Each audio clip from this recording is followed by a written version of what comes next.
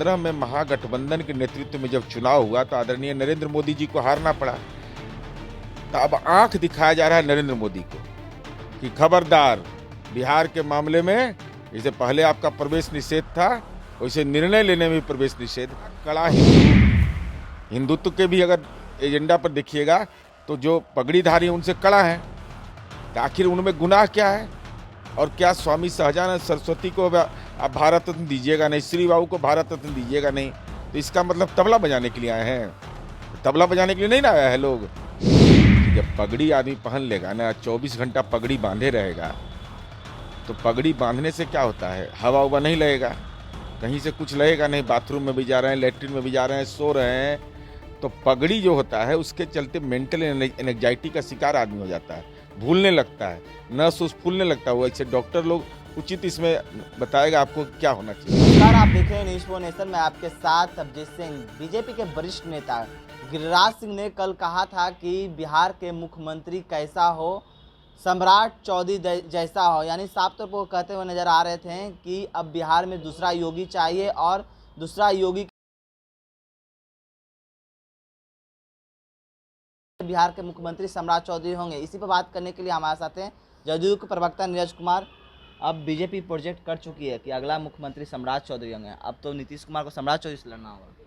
भाजपा की जो परंपरा रही है कि आदरणीय नरेंद्र मोदी जी के नेतृत्व में चुनाव हुआ है, 2015 में भी चुनाव लड़े विभिन्न राज्यों में, अब तक की यही परंपरा है। लेकिन अब नए दौर में भाजपा है, चूँकि 2015 में महागठबंधन के नेतृत्व में जब चुनाव हुआ तो आदरणीय नरेंद्र मोदी जी को हारना पड़ा।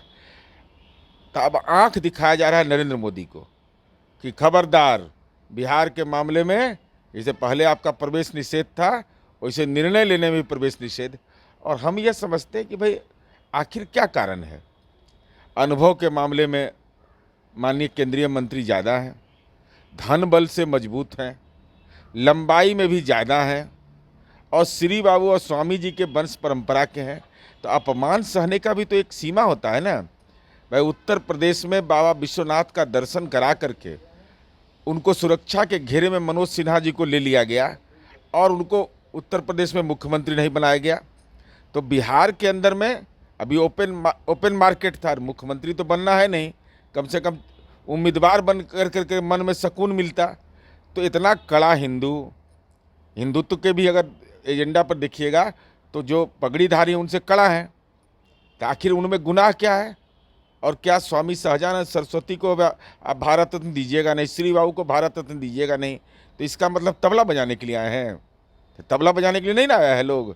तो स्वाभाविक है भी नए दौर में भाजपा है, इस ढंग से पगड़ी के सामने आत्मसमर्पण हो जाए। जो उम्र में छोटा, अनुभव में कम, धन बल में कम, उन्माद की भाषा में कम, और बिहार के प्रथम मुख्यमंत्री, अगर मान लीजिए बिहार के माननीय मुख्यमंत्री नीतीश कुमार जी 17 वर्ष तक अपना कार्यकाल पूरा किए, तो देश के अंदर में, राज्य के अंदर में श्री बाबू ने उसके बाद लंबा कार्यकाल पूरा किया। तो श्री बाबू के जो वंशज हैं वो राजनीति बीपीएल है, केवल तबला बजाते रहेंगे। प्रदेश अध्यक्ष बनाइएगा नहीं, नेता बनाइएगा नहीं, तो खाली ऐसे ही जय जय जय जय। हम लोग हिंदू नहीं है क्या? हिंदू है ना सब। अरे जो श्री बाबू को मानने वाला हिंदू है, मजबूत हिंदू है, वो टीका भी लगाते हैं लोग, पूजा भी करता है, आराधना भी करता है, और ऐसे लोगों को मुख्यमंत्री की पात्रता नहीं हो, यह तो बिल्कुल ही दुखदाई है, पीड़ाजनक है। यानी कि आप कह रहे हैं कि गिरिराज सिंह आप मस्तक हो गए हैं सम्राट चौधरी के सामने और उन्हीं को प्रोजेक्ट कर, अपने क्यों नहीं हो रहे हैं? बिल्कुल, मैं तो सीधे तौर पर कह रहा हूँ कि उम्र में बड़ा, अनुभव में बड़ा, पार्टी में लंबा समय का सेवा काल रहा, ये तो विभिन्न दलों की परिक्रमा करके आए हैं। उसके बाद सर्वगुण संपन्न है, उन्माद की भाषा से लेकर सब। तो आखिर क्या कारण है? गुनाह केवल यह है कि श्री बाबू के वंशज आप हैं और पगड़ीधारी, माने पगड़ीधारी के सामने आत्मसमर्पण कर देंगे। क्यों करेंगे आत्मसमर्पण? इसका मतलब सीधे तौर पर है कि भारतीय जनता पार्टी का जो नेतृत्व है वह साक्षात दंडवत हो चुका है। और साक्षात दंडवत का कारण सीधा यही है कि 2024 के चुनाव में लोगों को एहसास हो रहा है कि अब हमारी दुकान बंद होने वाली है। तो राजनीति में वितंडा खड़ा करना ही एकमात्र काम है। लेकिन सम्राट चौधरी को इसलिए प्रोजेक्ट कर रहे हैं बीजेपी वाले क्योंकि नीतीश कुमार को काफ़ी कुछ बोलते रहते हैं। अब एनी टाइम कभी बोलते हैं कि मिट्टी में राजनीतिक तौर पर मिला देंगे, अब कहते हैं कि जीरो में समेट देंगे नीतीश कुमार को, तो इसको इसलिए उन्हें प्रोजेक्ट अब कर तो रहे हैं। देखिए, जब पगड़ी आदमी पहन लेगा ना, 24 घंटा पगड़ी बांधे रहेगा, तो पगड़ी बांधने से क्या होता है, हवा उवा नहीं लगेगा, कहीं से कुछ लगेगा नहीं, बाथरूम में भी जा रहे हैं, लेटरिन में भी जा रहे हैं, सो रहे हैं, तो पगड़ी जो होता है उसके चलते मेंटल एंजाइटी का शिकार आदमी हो जाता है, भूलने लगता है, नस उस फूलने लगता है। वो ऐसे डॉक्टर लोग उचित इसमें बताएगा आपको कि क्या होना चाहिए, क्योंकि ऐसा कोई स्वस्थ आदमी बोल ही नहीं सकता है कि जॉर्ज फर्नांडिस जैसे नेता के बारे में बोल दे भाई, जिनकी बीमारी के बारे में देश नमन करता है, उनको स्वस्थ होने की कामना करता था।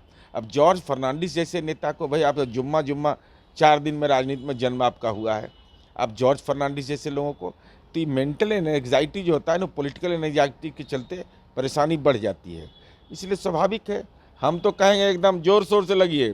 जैसे प्रेम कुमार, अच्छा प्रेम कुमार क्या अपराध किए हैं, उपचराती पिछड़ा में जन्म लिया तो नहीं होंगे, जनक राम नहीं होंगे, नंदकिशोर यादव जी का अनुभव क्या है, ये सब लोग का अनुभव है। सुशील मोदी जी नेपथ्य में रहेंगे सब दिन, तो आखिर कारण क्या है? तो नया आदमी आएगा वो कब्जा कर लेगा, पुराना आदमी बेचारा जो भाजपा के अंदर में कब, ये जिनके बारे में आप वकालत कर रहे हैं, ये कभी हाफ पैंट पहने नहीं, कभी लाठी चलाए नहीं, कभी काला टोपी पहने नहीं, तो आरएसएस का प्रशिक्षण लिया नहीं, तो आरएसएस का प्रशिक्षण के बगैर भाजपा में नए दौर में क्या है, तो नए दौर का भाजपा है। इसलिए हम तो सीधे तौर पर कहते हैं कि भाई आखिर गुनाह क्या है, गुनाह को सार्वजनिक करिए। लेकिन जिस तरह से बात करें तो सम्राट चौधरी का प्रोजेक्ट तो किया ही जा रहा है, लेकिन कहा जा रहा है कि अब दूसरे योगी के रूप में है, इसलिए इन्हें बिहार का मुख्यमंत्री अरे बनाना भाई, चाहिए। हालत क्या हो गया है, हम लोग तो सीताराम वाले लोग हैं, अब तो जय श्री राम का कोई नारा लगाता है तो डर जाते हैं कि गोली तो नहीं चला देगा। ये बड़ा भय मन के अंदर पैदा हो गया है। भगवान के नाम पर भय पैदा करने का राजनीति का संस्कार भाजपा का हो गया है। अब बताइए, अपराध करने वाला व्यक्ति वह कहे जय श्री राम और सीधे फाइनले कर दे आदमी को पुलिस अभिरक्षा में, तो जय श्री राम का नारा लगाने से भगवान राम तो मर्यादा पुरुषोत्तम राम थे। इसीलिए हम लोग कहते हैं सीताराम बोलिए, हर हर महादेव। कैसी दशा पहुंच गई। एक लास्ट क्वेश्चन लेंगे। गोवा के मुख्यमंत्री हैं जो कहते हैं कि जो बाहर में भी प्रवासी मजदूर जाते हैं बिहार के, वही अपराध करते हैं दूसरे राज्यों में, इसको कैसे देख रहे हैं? बिहार के मजदूर को लेकर इस तरह की बात कर रहे हैं। गोवा के मुख्यमंत्री प्रमोद सावंत ने हिंदू धर्म मानने वाले जो बिहार के और उत्तर प्रदेश के मजदूर जाते हैं उनके बारे में अपराधी कहना, ये तो हिंदू धर्म का अपमान है, सनातन धर्म मानने वाले का अपमान कर दिया एकदम सीधा। कैसा फर्जी हिंदू है गोवा का मुख्यमंत्री, कि हिंदुओं को अपमानित कर रहा है। और हम यह कहेंगे कि अमित शाह जी से डरिए नहीं। अमित शाह जी ने नेशनल क्राइम ब्यूरो का जो आंकड़ा है उसका पढ़ लीजिए उसको ठीक से, जिसमें यह स्पष्ट है कि गुजरात में बिहार के और उत्तर प्रदेश के मजदूरों को फर्जी मुकदमे में फंसाया जाता है, और उनका कन्विक्शन रेट देख लीजिए आप, और रिहा होने का रेट देख लीजिए। तो भाजपा चूंकि बिहार में महागठबंधन ने एक प्रयोग किया है, तो बिहारियों को अपमानित करना इनका संस्कार है। और बिहारी बोझ नहीं है, बिहारी बोझ उठाने वाले लोग हैं, इसलिए फर्जी हिंदू है सब। हिंदुओं के बारे में बोलता है कि अपराधी है, बताइए तो ये कैसा हिंदू धर्म का प्रवर्तक है ये सब। इसका मतलब न हिंदू धर्म से इसको लेना देना है न कोई चीज़ से। आप भगवान रामे को अपमानित करा दिया। अब जय श्री राम बोलने पर सिहर जाते हैं हम लोग, ऐसा तो कोई खतरा नहीं हो, इसीलिए बोलते हैं सीताराम। ये थे हमारे साथ जदयू के प्रवक्ता नीरज कुमार, उन्होंने साफ तौर पर तमाम सवालों का जवाब दिया। इस तमाम खबरों को बने रहे न्यूज़ के साथ। नमस्कार।